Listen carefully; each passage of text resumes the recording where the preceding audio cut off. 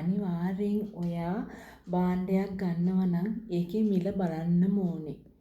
මොකද අපි සාමාන්‍යයෙන් අපි ඒක පෙනුම දිහා බලලා මේක එච්චර ගාණ වෙන්නේ නැහැ කියලා අරගෙන බිල ගෙවන්න යනකොට තමයි දැනගන්නේ මේක අම්මෝ මෙච්චර ගණන්ද මේකට මෙච්චර ගෙවන එක වටිනවද මේක එච්චර වටිනාකමක් මේකේ පේනවද අන්න ඒ වගේ දේවල්.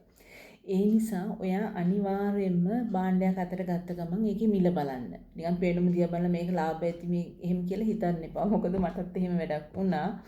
මම 60 කටු 4ක් අරගෙන බිල ගෙවන්න යනකොට ඒක 800 ගාණක්. එතකොට තමයි දන්නේ ඒ අර බ්‍රෑන්ඩ් එකට තමයි ඉච්චර ගණන් යන්නේ. ඇත්තටම මම මේක එහෙම හිතුවේ නැහැ.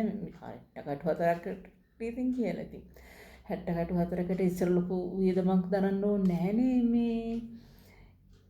ඉතින් ඒ නිසා අනිවාර්යෙන් ඒක ලෙසන් එකක් කරගන්න තමන්ගේ ජීවිතේ මේ බඩුවක් ගත්තනම් ඒකේ මිල අනිවාර්යෙන් බලන්න. මිල බලලා එවෙලේ ගන්නවද නැද්ද කියලා තීරණය කරන්න නැත්නම් මේ මට වගේ වෙයි ඔයාට.